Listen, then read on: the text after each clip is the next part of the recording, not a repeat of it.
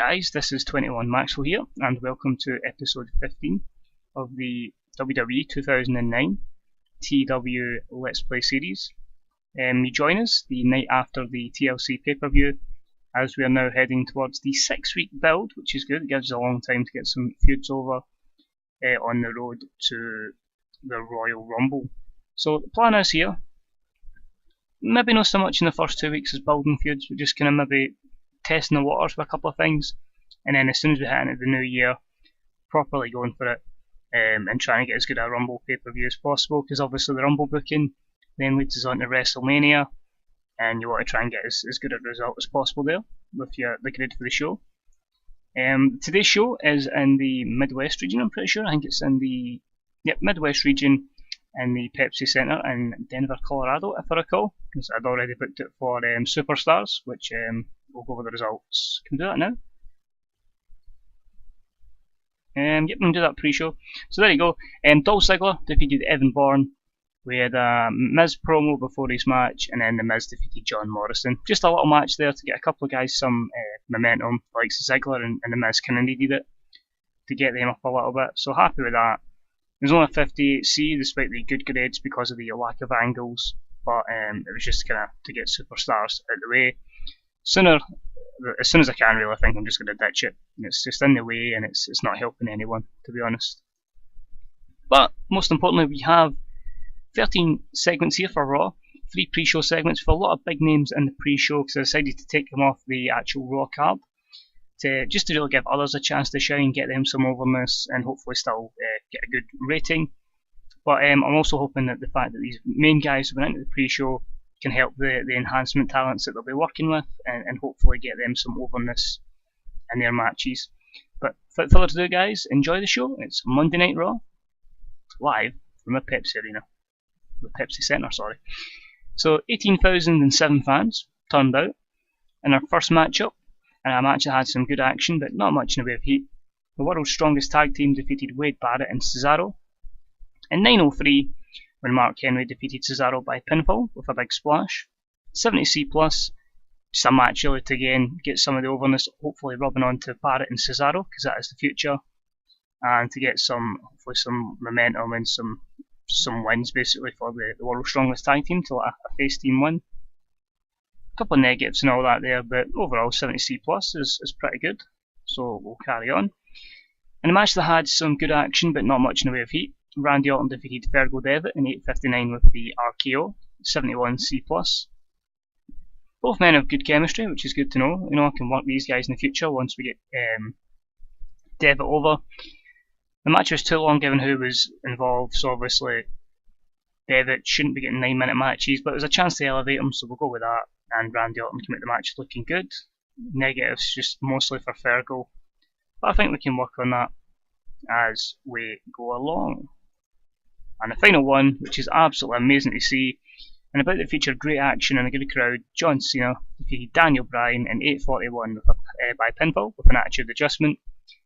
82B, it makes you wonder if we'd Bryan over in the main roster, how good that match potentially could be, and we even get John Cena improving technical skills.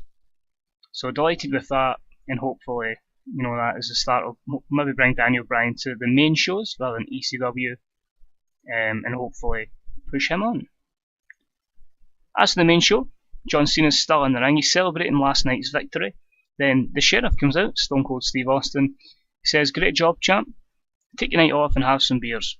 John Cena says, "Normally I wouldn't take the night off, but I have a few nagging injuries from the night before," and he wants the other superstars to get an opportunity to perform in front of the WWE Universe.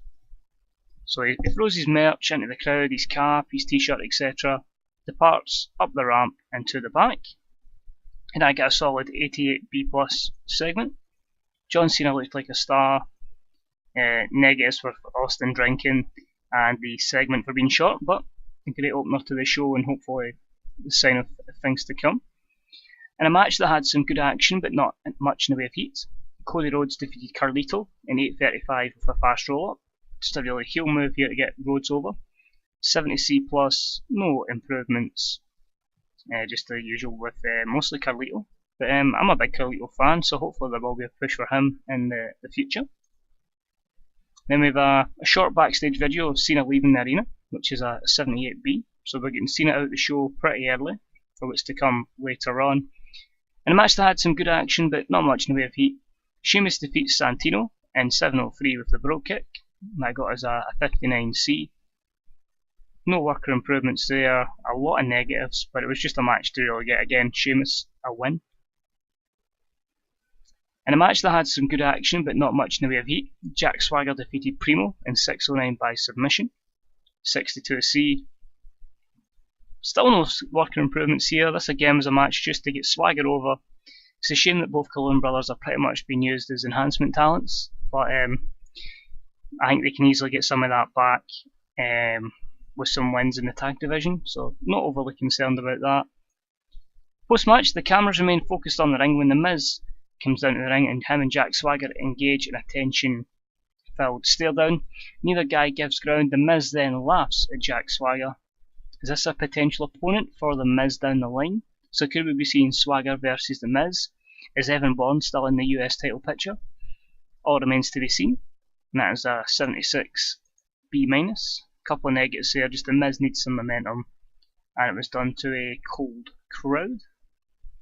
And about the feature, great action and great heat from the audience. Kofi Kingston defeated the Big Show in 8:39 by pinfall with a fast roll-up. It's a shame it was only a 67C+. I was hoping that Kofi would really get a bit over this from beating the Big Show clean. Not to be though. We'll continue the push of Kofi Kingston. You know, he really needs some pay-per-view victories.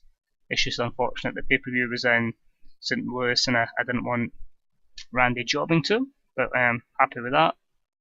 The camera then picks up Randy Orton intently studying a backstage monitor watching the match between Kofi and Big Show, so maybe the feud continues. Remains to be seen. That got a 74 B- there, again just low momentum, the segment being short are the negatives. The Sheriff is back and Steve Austin tells us he has some big news to announce. He has made a new acquisition for the main Raw roster. This man will return and take on Ted DiBiase of the Legacy right now.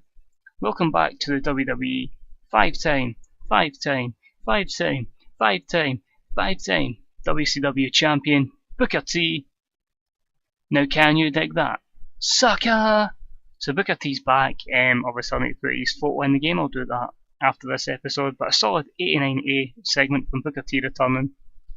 And he's going to be a member of the Raw brand at the moment.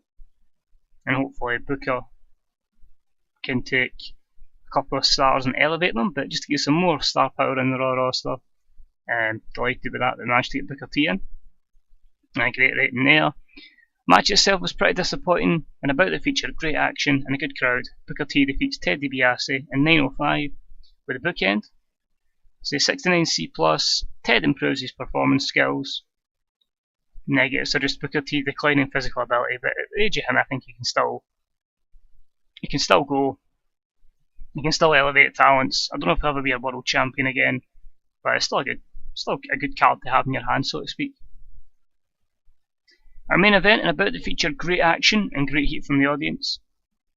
Kane defeated Triple H in 17:30 by pinfall, with a chokeslam following interference from Shawn Michaels, 85B+.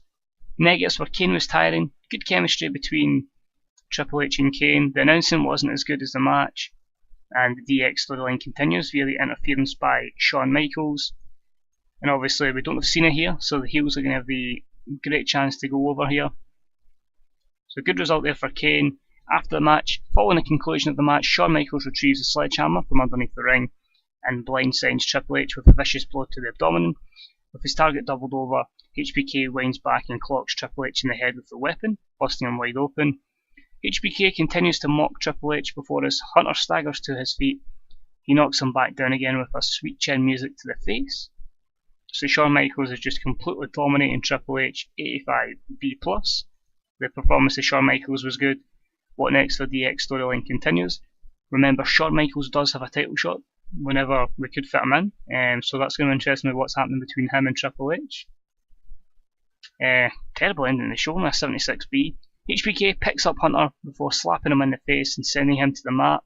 Shawn Michaels smears the blood of Triple H onto the palm of his hand and then wipes it across his chest like a badge of honour, confirming the damage that he has done to Triple H. So Shawn takes advantage over Triple H again, he's destroyed him. It's pretty much 2002 or 2003, whenever they had the feud, flipped round, and it's Shawn Michaels getting revenge on Triple H there. 176 B-. Overall, it still was an 82B show, and it increased their popularity in 15 regions, but it gives you an idea that I still want to keep a couple of feuds alive. It's just really, when am I going to end them? Is it going to be at Rumble? Can I even extend some through to WrestleMania? So it's really interesting to see what we can do. Superstars didn't get down very well. Raw was liked by the vast majority. A quick look here, emails, a 0.09 on the box, and we'll just go for the main ones. A 2.90 on J Sports Plus, so that's a big increase from 2.27. A 5.39 in Televisa, up from the 5.23. And we're down 0.07 on the USA Network to a 6.93. So, plenty of time to book now. We've got obviously another 2 SmackDowns in a Raw this year, and then we'll have maybe 4 weeks of build as well, plus we'll go over the PWI 500 as well. So a lot of things to come in the next couple of weeks, and hopefully we can really knock the ball out of the park, so to speak, when it comes to WrestleMania season. So thanks for tuning in, guys. Hope you're enjoying the series. Hopefully we can start pushing maybe some of your favourites, and hopefully we'll have some more in-depth storylines. But if you did enjoy it, please leave a like. If you get any comments, as always, guys, put the comments in the comment section. I'll try my best to help you, whether it's regards to the skin, the mod, regarding custom angles. If I ever do find out how I put the numbers and letters in, I'll let you know once I find out. Honestly, I've done it that long ago, I can't remember, but I'll try my best. And as always, guys, if you haven't subbed and you're enjoying the series, hit that sub button, and that will give you all videos dropping in your sub box, so you won't be able to miss an episode. And of course, the playlists are there as well, so you can catch up on any episodes you may have missed. But thanks again, guys. Appreciate the support as always, guys. Take it easy, and I'll speak to you all real soon. Bye bye.